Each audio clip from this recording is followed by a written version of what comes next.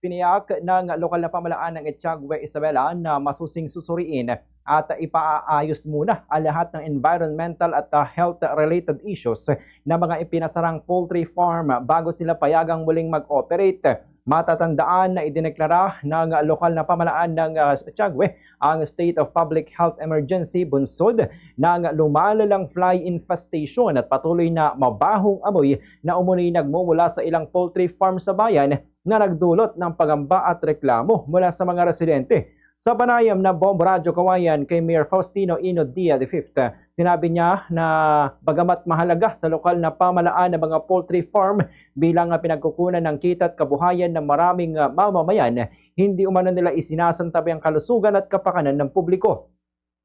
Ayon kay Mayor D, ang Etiagüe, Isabela ang may pinakamaraming poultry farm sa buong Northern Luzon. Kaya naman nararapat lamang na masiguro ng pamahalaan lokal na ang mga ito ay mahigpit na sumusunod sa umiiral na mga batas at regulasyon ukol sa pangangalaga sa kalikasan at kalusugan.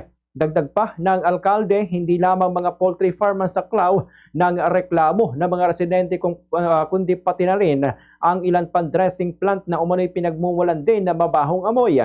Anya sa ibang lugar ay nakakasunod naman ang mga poultry farm sa panuntunan kaya nararapat lamang din na makasunod din ang mga farm owners sa Etiagüe, Isabela. Sa kasalukuyan ay patuloy na nagsasagawa ng inspeksyon at evaluation ng lokal na pamahalaan katuwang ang mga kinauukulang ahensya upang matiyak ang compliance sa mga poultry farm at dressing plant owners sa mga kinakailangang environmental at sanitation requirements.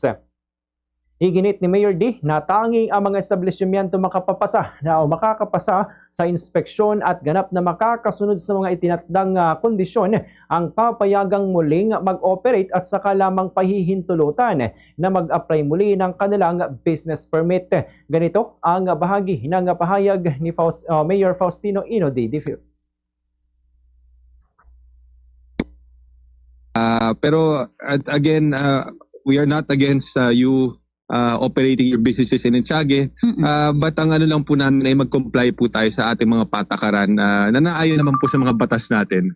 Na sa mga kababayan po natin sa Etiagüe, nandito po kami para tulungan po kayo at kung ano man po yung inyong mga concerns, pwede nyo ilapit po sa amin, sa amin pong tanggapan at gusto po namin maayos po ito ng mas madaling panahon at para nga po makaginhawahan na rin po doon po sa mga komunidad po natin sa mga barangay na naapektuhan. Sa Radyo Bombo!